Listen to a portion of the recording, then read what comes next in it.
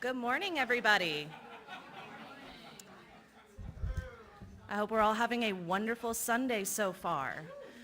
My name is Carol West. My pronouns are she, her, and I am so very pleased to be your worship associate this morning. Whether this is the first time you've been with us or you've been with us for years, both here in person and online, we, the congregation of the Unitarian Universalist Church of Corpus Christi, unequivocally and unconditionally welcome you as your full, authentic self. We intentionally welcome everyone. We acknowledge the people of the past and present whose lands we gather, the indigenous tribes that have lived here. Our gathering together during this time has intention and purpose. This space, at this time, is holy and sacred. Though we intend to grow as spiritual and moral beings, to that end, we recite a covenant each week, which is not a creed, but a promise that we make to one another. Sorry. I'm serious about that promise, I'm not joking. Our congregation has also adopted a covenant of positive relations, which is a longer statement of how we as a congregation live into our covenant. We invite everyone to enter into relationship to form our beloved community together as we learn how to live into our principles.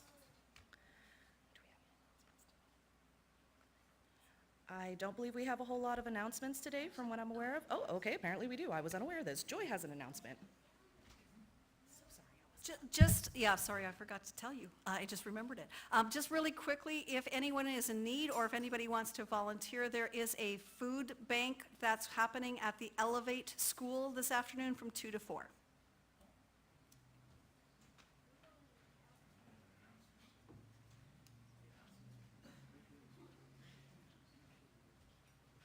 Again, just a quick reminder, 2 weeks from now or 2 weeks from yesterday, the rummage sale will be on from 9 o'clock until 1 o'clock. We'll be collecting stuff the Wednesday through Friday before. If you need help moving stuff or if you're not going to be here those 3 days, let me know and I can come by with my truck and pick stuff up. All right, thank you.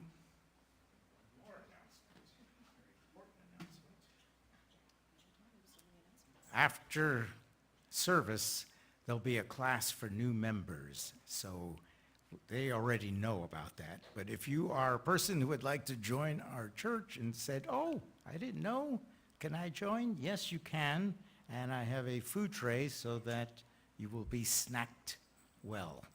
Thank you. It'll be about 15 minutes after service ends. All right, those are all the announcements that we had today, which I was unaware of. It is our custom in this church to offer visitors and newcomers a chance to introduce themselves if they feel comfortable doing so.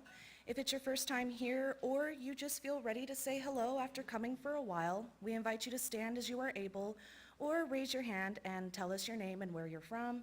Ren will go around with the microphone. Do we have any visitors or newcomers here today who would like to introduce themselves?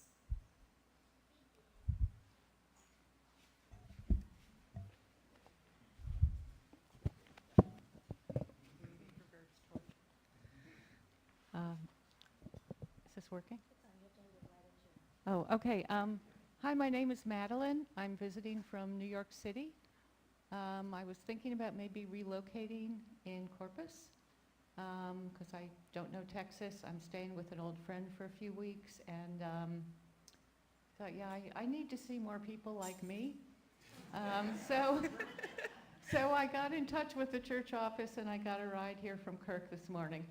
So it's great to see you all. Thank you. Welcome. Any other visitors or newcomers? Well, welcome. We are so glad that you're here, and we really hope that you join us for conversation and coffee after service. We would love to get to know you. Our service will now begin.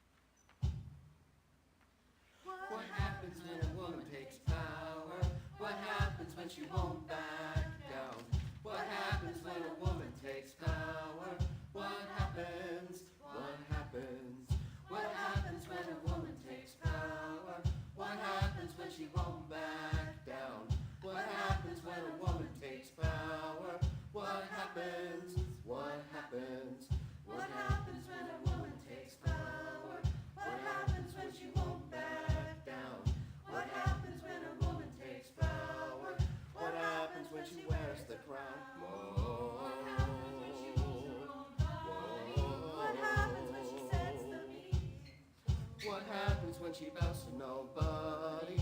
What happens when she stands on her own 2 feet? What happens when a woman takes power? What happens when she won't back down? What happens when a woman takes power? What happens? What happens? What happens when a woman takes power? What happens when she won't back down? What happens when a woman takes power? What happens when she wears the crown? Whoa, we rise above, whoa, we lead with love, whoa, we have won, we are one, we've just begun, whoa, we rise above, whoa, we lead with love, whoa, we have won, we are one, we've just begun. What happens when a woman takes power? What happens when she won't back down? What happens when a woman takes power? What happens? What happens? What happens? What happens? What happens when she wears the crown?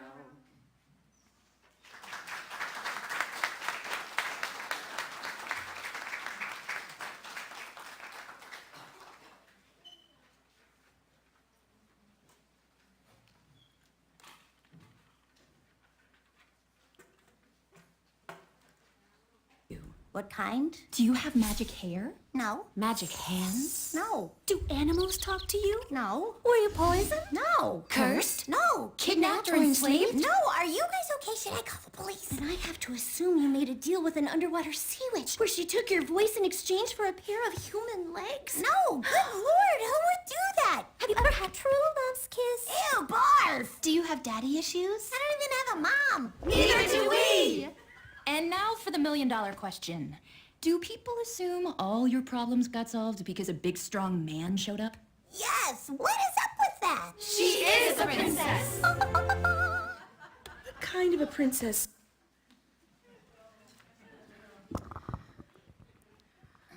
Feminism is a movement that aims to end sexism, oppression, and exploitation, and achieve gender equality in law and practice. Feminists fight for gender equality for all people, including women, men, transgender, and non-binary people. Some basic principles that most feminists agree on include increasing equality, expanding human choice, eliminating gender stratification, ending sexual violence, promoting sexual freedom, respecting diverse women's experiences, identities, knowledge, and strengths, empowering all women to realize their full rights, ensuring that diverse women and girls have the same opportunities in life as boys and men. I would like to invite up Bridget and Mark to light our chalice today while I share these words by Francis Cozier.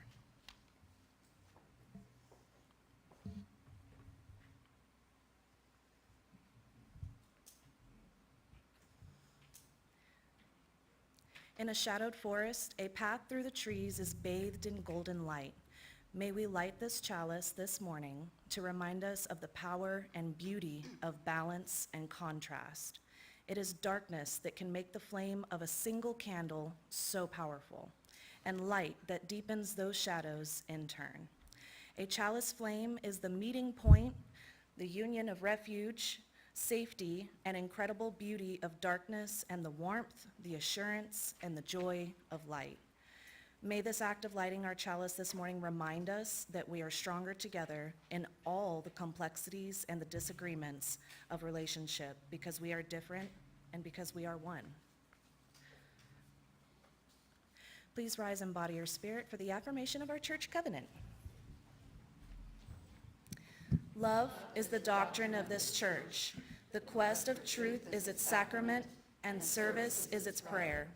To dwell together in peace, to seek knowledge and freedom, to serve human need to the end that all souls shall grow into harmony with the divine. Thus do we covenant with each other and with all we hold sacred. You may now be seated.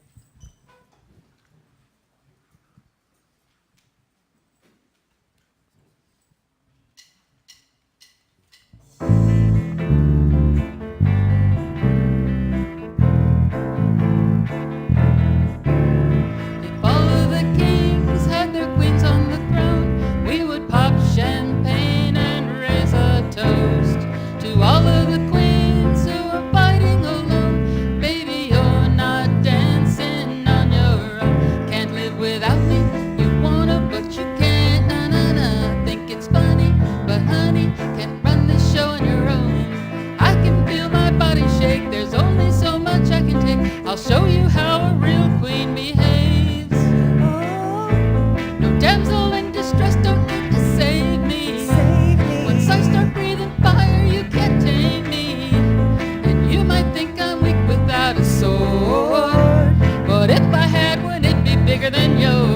If all of the kings had their queens on the throne, we would pop champagne and raise a toast to all of the queens who are fighting alone. Maybe you're not dancing on your own. Just so baby, then baby, it's off with your head. Gonna change it and make it a world you won't forget.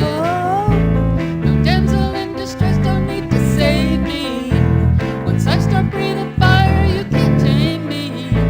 And you might think I'm weak without a sword, but I'm stronger than I ever was before. If all of the kings had their queens on the throne, we would pop champagne and raise a toast to all of the queens who are fighting alone. Maybe you're not dancing on your own.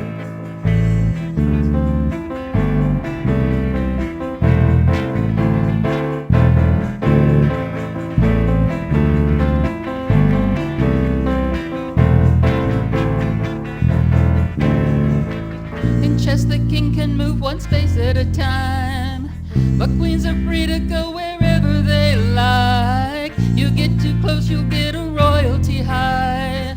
So breathe in to feel alive.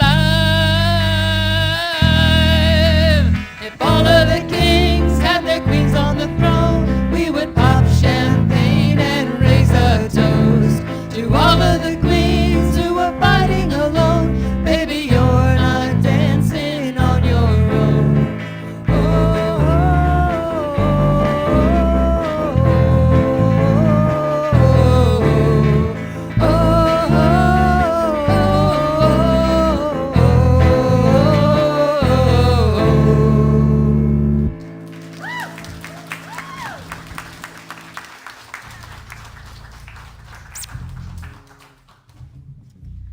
Our story for all ages today is actually going to be a video, so I hope y'all enjoy.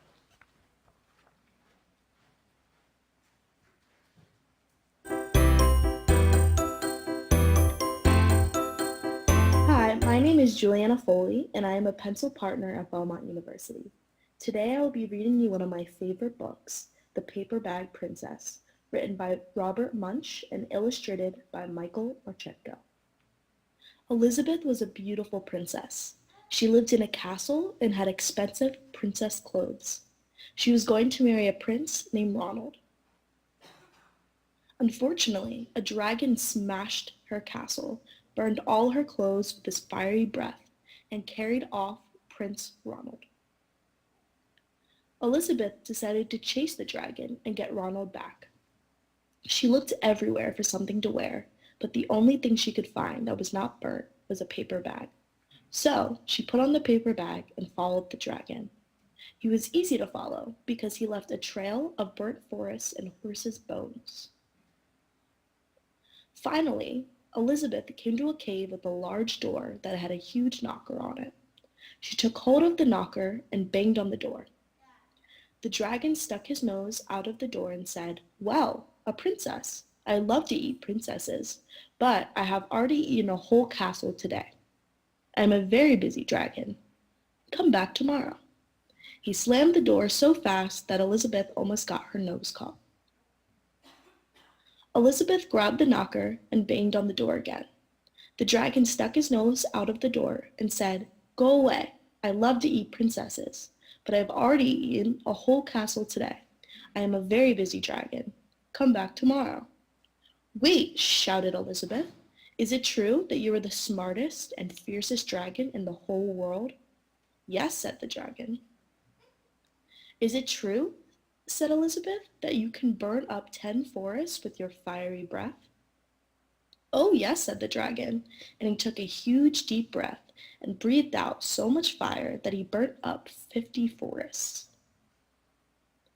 "Fantastic," said Elizabeth, and the dragon took another huge breath and breathed out so much fire that he burned up 100 forests.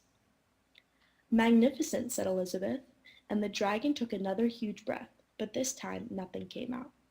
The dragon didn't even have enough fire left to cook a meatball. Elizabeth said, "Dragon, is it true that you can fly around the world in just 10 seconds? "Why, yes," said the dragon, and jumped up and flew all the way around the world in just 10 seconds. He was very tired when he got back, but Elizabeth shouted, "Fantastic! Do it again." So the dragon jumped up and flew around the whole world in just 20 seconds. When he got back, he was too tired to talk, and he laid down and went straight to sleep. Elizabeth whispered very softly, "Hey, dragon." The dragon didn't move at all. She lifted up the dragon's ears and put her head right inside. She shouted as loud as she could, "Hey, dragon." The dragon was so tired he didn't even move. Elizabeth walked right over the dragon and opened up the door to the cave. There was Prince Ronald. He looked at her and said, "Elizabeth, you are a mess. You smell like ashes, your hair is all tangled, and you are wearing a dirty old paper bag. Come back when you're dressed like a real princess." "Ronald," said Elizabeth, "your clothes are really pretty, and your hair is very neat. You look like a real prince, but you are a bum." They didn't get married after all. The end. Thanks for watching.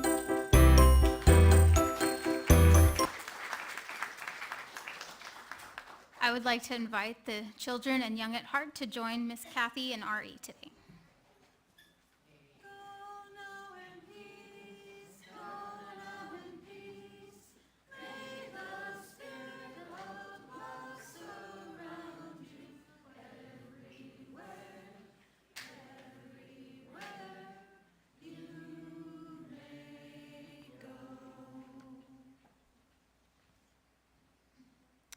After our meditation reading and time of silence, and when the music begins, all who would like to are invited to come to the chalice table and light a candle representing a joy or a sorrow you may be holding in your heart today.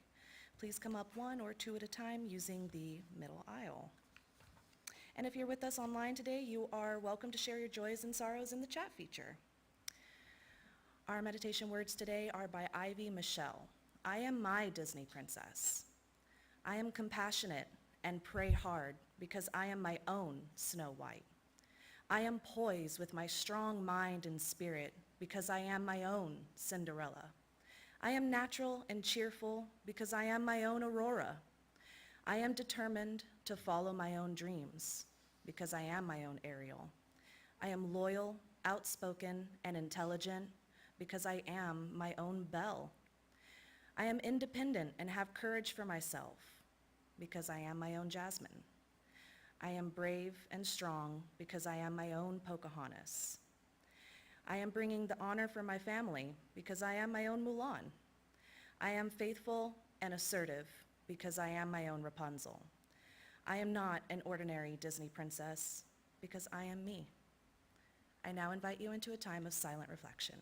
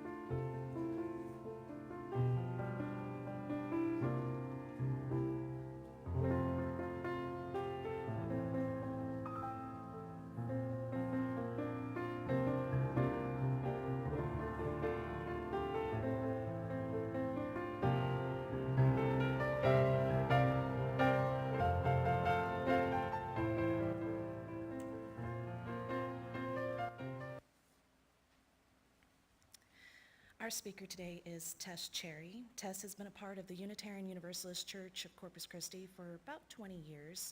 She is our RE coordinator and currently teaches at CCISD at SSC. Please welcome Tess.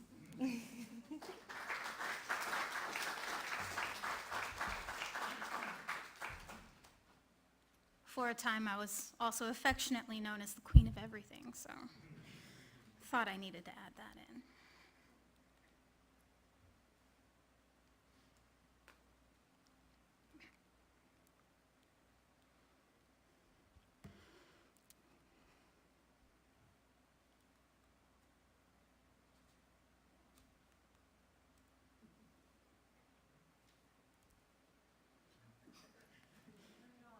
Yes, I did, and it buzzed twice.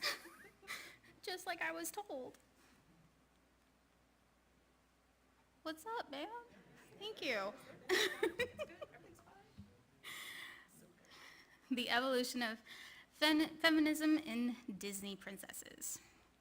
Pursuant to our UU principles, we support the inherent worth and dignity of every person, now expressed more simply as love, justice, and equity for all. Our global community has a lot of work to do in that regard, but I'm here to discuss one way in which there is hope. The arc of the moral universe is long, but it bends toward justice. This is a saying that has been used for many decades, most recently by Martin Luther King Jr. and Barack Obama. But it is credited to Unitarian minister and American transcendentalist Theodore Parker. The exact quote was published in one of a series of sermons in 1835, believed to foreshadow the Civil War and the end of slavery. It states, "Look at the facts of the world. You see a continual and progressive triumph of the good. I do not pretend to understand the moral universe. The arc is a long one. My eye reaches but little ways. I cannot calculate the curve and complete the figure by the experience of sight. I can divine it by conscience.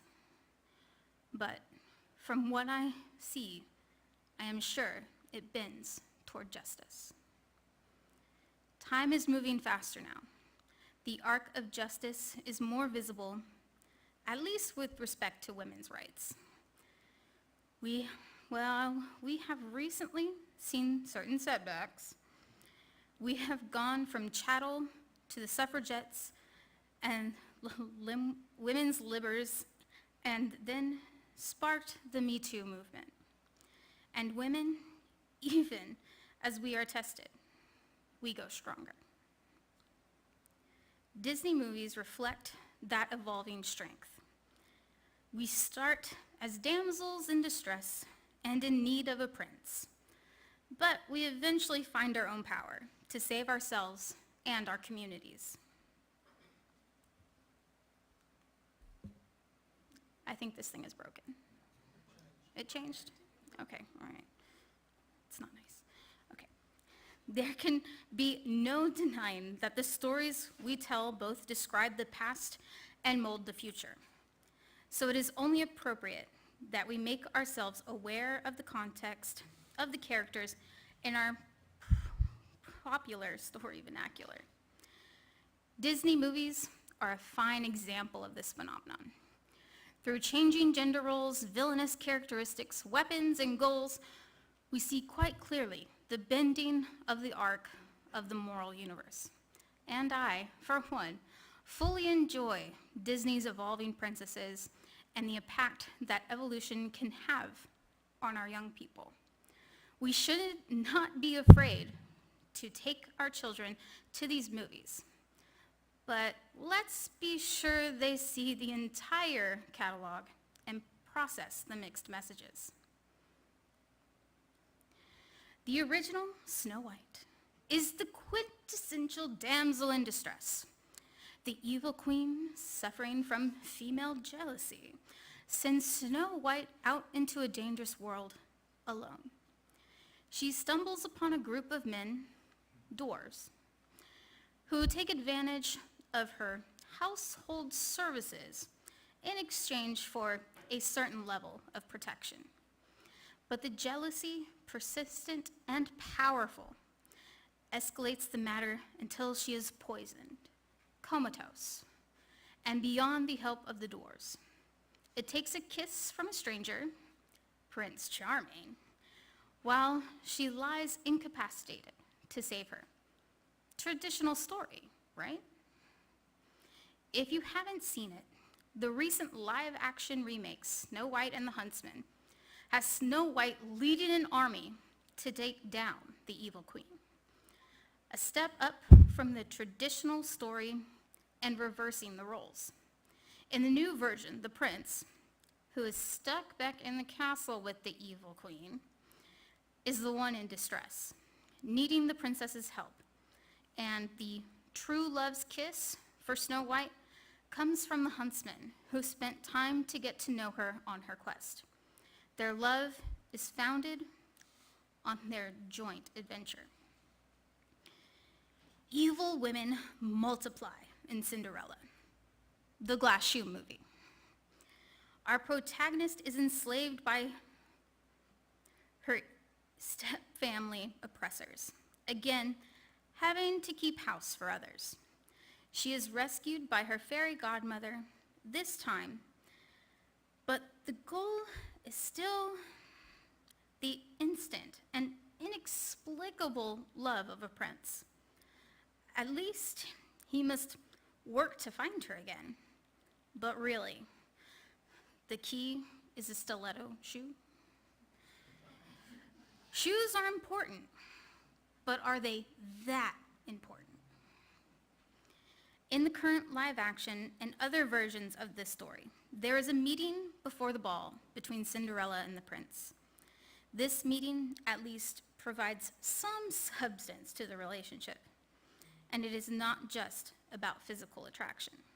That meaning is crucial to negate the love at first sight myth we have come to know all too well.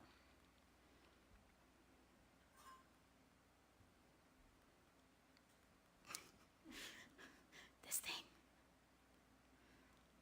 I swear, as a teacher, I'm usually well-versed in this stuff.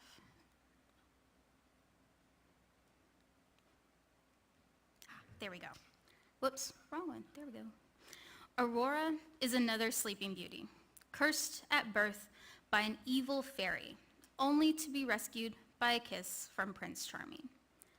But the recent remake, Maleficent, the kiss of true love comes from Maleficent, being the invisible caretaker of Aurora due to the mess of the fairies.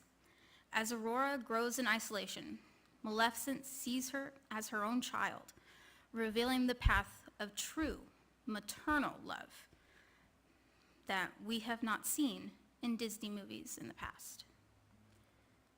Then we have The Little Mermaid, in which Ariel, King Neptune's daughter, lives under the sea and dreams of walking on terra firma with a two-legged man. When Ariel comes to the stage, we see a princess with the rebellious streak. She has some choice in her destiny, albeit an unfair one. We see for the first time a sacrifice from the princess to pursue the man of her dreams. At the instance of yet another evil queen, a sea monster this time, she gives up her voice, her family, and everything under the sea for her man-centered dream.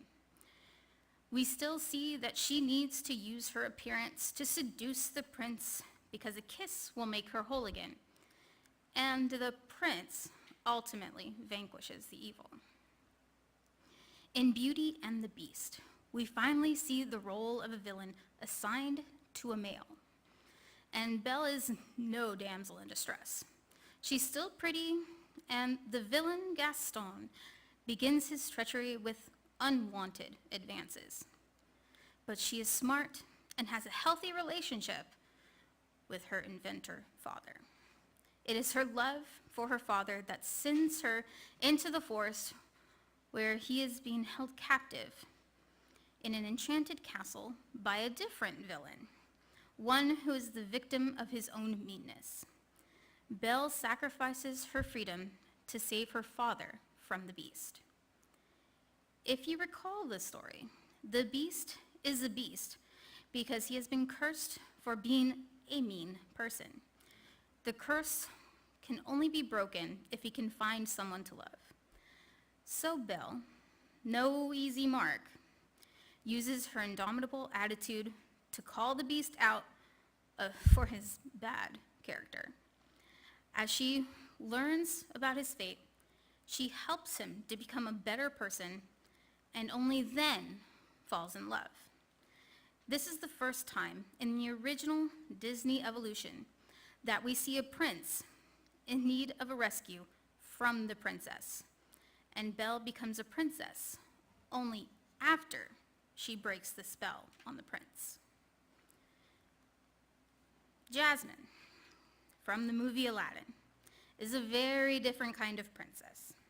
She does not want to be trapped in the castle where the evil Jafar secretly hopes to manipulate power away from her and her family. Jasmine wants to be out among the people, and for the first time with a release date in 1992, not treated as an object to be won by some man. Aladdin, a street urchin, falls for her and then must woo the girl. This is a different power dynamic. Aladdin does save the girl from the evil clutches of the villain Jafar, but the focus of the story is more about Aladdin coming into his own power than any magical kiss. Pocahontas, the ultimate mediator between her Native American tribe and the European invaders, is a new kind of princess. She makes choices from a position of strength and uses her head and her influence to bring peace to a male-dominated dispute without succumbing to being a sex object. She rebels against her father's decree of marriage, opting for John Smith. Even their parting at the end displays the strength of Pocahontas. Mulan is our first warrior hero.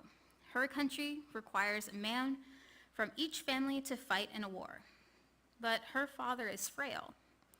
She assumes the male identity to take her father's place. She then uses her female intellect to save the day.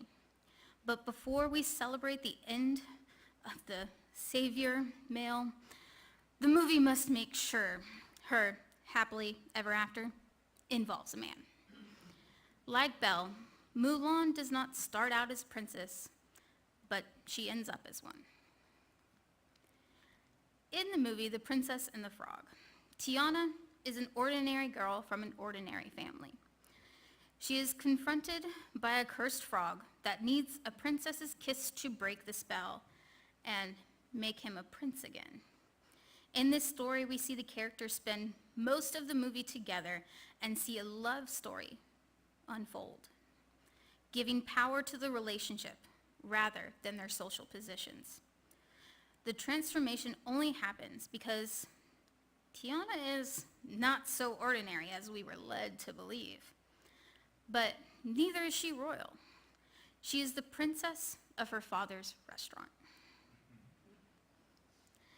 The modern version of Rapunzel's story, the let down your golden hair story, is where we see the woman take full charge. She initiates the quest for her own freedom, recruiting help from Flynn. Her handy frying pan comes not as a symbol of service to others, but the weapon she needs to command her world. We again see a love story unfold between the two leads over many adventures and tight spots. Escaping together, they grow closer. However, Flynn's betrayal drives Rapunzel back into the hands of her evil mother, Gothel. In a sense, ending the love story.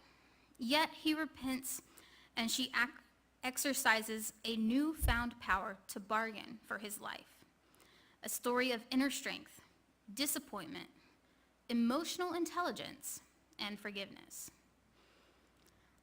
Last, in the 2013 release of Brave, Merida is a princess who does not want or need a man in her life. She must find a way around the cultural tradition of allowing men to compete for her hand, in which she chooses archery as the competition. And if you haven't seen it, it starts with, "I'm shooting for my own hand." She uses her archery skills to defeat all contenders, thus earning the right to her own hand, freedom from marriage. This is the first time we see no love story unfold, in the traditional sense at least. There is no leading man. The love is between a mother and daughter. The mother is saved by the daughter by mending their rocky relationship. A whole smack in the face to the traditional Disney princess movies we have known for years. Now, we can't talk Disney without talking about villains.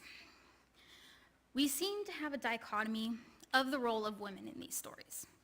The princess versus the evil villainess. From the very beginning, we see the wicked queen who is envious of Snow White and wants to take her life. Envy also features predominantly in the evil stepfamily's treatment of Cinderella. Maleficent is a more complex figure. In the original animated film, the king and queen decide not to invite Maleficent to Aurora's christening because they believe she is evil. So Maleficent meets their expectation by cursing Aurora to die of a pinprick at age 16. In that version, Maleficent was jealous and hurt by being left out. But in the new telling of the story, we learn that a boy who had been her close friend betrayed Maleficent in order to become king. Maleficent's curse is a matter of revenge for far more than a missed party. And she ends up taking care of the cursed princess, develops that maternal love, and ultimately saves her from the incompetent fairies. But these storylines are all stereotypically feminine in nature. Belle and Mulan are different. Their stories speak of strength and intellect, stereotypically male traits, because they must defeat a male villain and not seduce the first prince that comes along. We start to see the equalizing of roles. When a man is introduced as the villain, maybe we are learning that strength and intellect are not gender traits. It is interesting to see that as a good woman becomes stronger, evil women become superfluous. There is no longer an appetite for petty jealousies that fueled the early Disney stories. And you can even say that as women become stronger, her foe is neither male nor female, not an individual at all, but the patriarchy itself. Now, we have to talk about the boys because feminism, remember, equality, right? So, the boys, audience perspective in this analysis of feminism. Early on, the princes of our stories saved the princess in distress with a non-consensual kiss or whisking them off their feet, an unrealistic, ultimately misogynistic message. As we move through the movies, we see the male figures progressively doing more than just responding romantically to feminine beauty. They are becoming more three-dimensional and more integrated into complex friends and family relationships. They treat women as partners. This again. Okay, there we go. It is good to see women reclaim their power in popular media. Feminism, the advocacy of equality between the sexes. is part of our moral obligations of UUs. In preparing this message, I noticed that even in early Disney movies with more traditional gender roles, there is a balance of labor. And while Disney has made great strides, it is still lagging in my viewpoint. In my home, both my parents brought home the bacon and shared the duties of the household. Dad did the cooking phenomenally. And mom did the cleaning. I saw an equal division of duties when I got cancer. Who was able to stay with me at the hospital and who went to work. Luckily, they both had variable schedules and were able to be by my side when I needed them. They tag-teamed the raising of two very successful children. Disney royalty may not be there quite yet. We were raised on Disney movies and loved every aspect of them. I sang very off-key along with the movies. I have never met a girl who did not want to be a princess at some point. I know that I wanted to be saved by Prince Charming more than once in my life. And growing up on these movies, I wanted the furniture to come to life and sing along with me every day. Imagination is fun and creative. But I am glad to be witnessing a feminist evolution, or is it revolution, in Disney stories. And I am glad to have the real-life examples of female power. And I rejoice watching other girls grow up more empowered. In the end, I still have a favorite Disney princess. We all do, even if you won't admit it. And now more than ever, I feel like a feminist and am proud that Belle, with the intellect as a weapon, is my favorite. Let's keep bending the moral arc of the universe toward the good. Let's celebrate stories that upend stereotypes to reflect and inspire that arc. Thank you.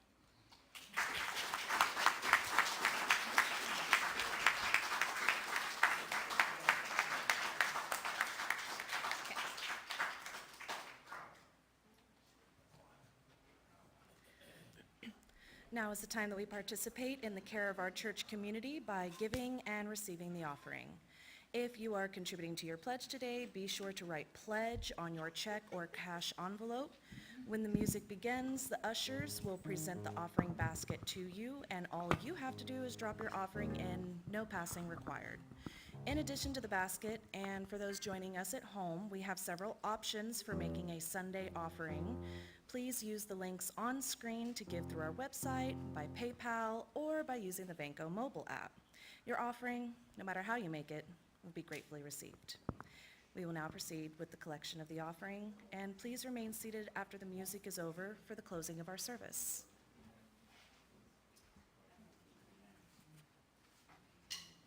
Once upon a time, there was a princess waiting for a boy to give back her shoe. Suck it in, be a wife in a blue dress, the prettiest piece of property the land ever knew. She waited and she waited for the guy to show, but she didn't know that after midnight he was busy in her stepsister's bed.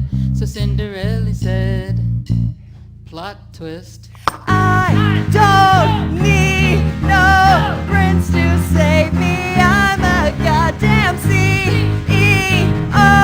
Don't call me baby, equal pay me. Snow White said you tried to kiss her, so I'll just buy a new glass slipper and burn your castle down. And kids, that's how Cinderella snapped. When the smoke cleared, every girl in the whole land woke right up and started making demands. Rapunzel shaved their head so there was nothing to climb on. Jasmine made out with Mulan. Sleeping Beauty soothed the dude, kissed her while she was asleep, and Ariel was confident without any feet. Tiana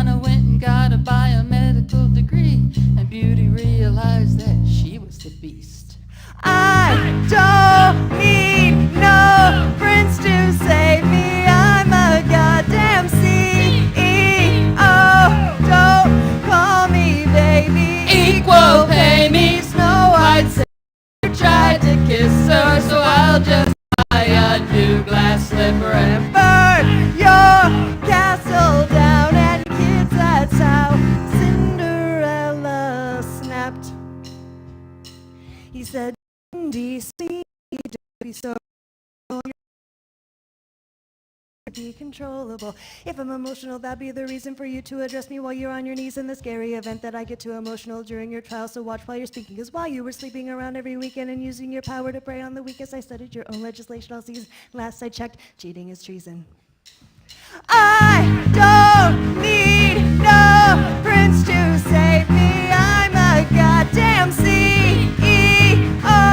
Don't call me baby.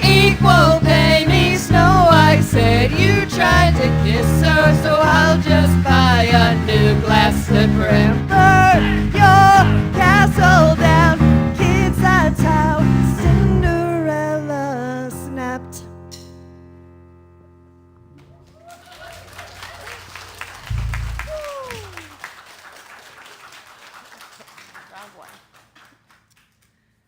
As we extinguish our chalice today, I'd like to share some closing words, which are some quotes from some Disney princess movies. Our greatest challenge isn't speaking up against our enemies, but defying those whose approval we seek the most. It's from Jasmine. Have courage and be kind. Where there is kindness, there is goodness, and when there is goodness, there is magic. Cinderella. You don't really need somebody to complete you. You only need someone to accept you completely. Rapunzel.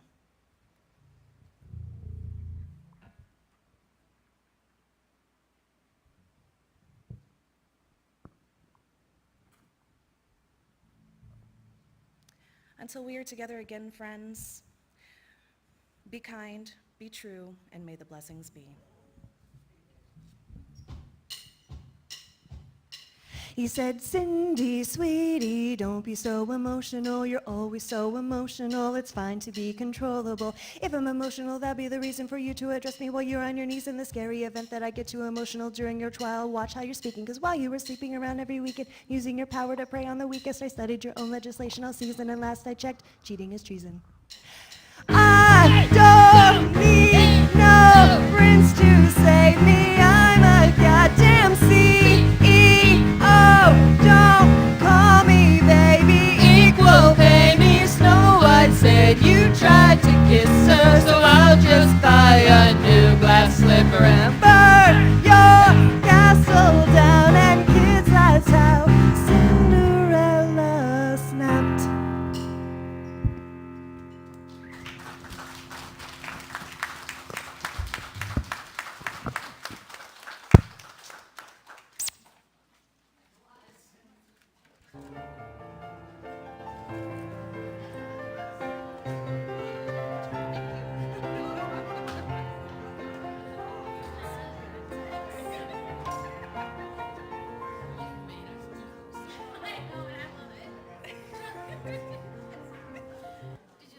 I did. I loved it. That was very good, Tess. Good job.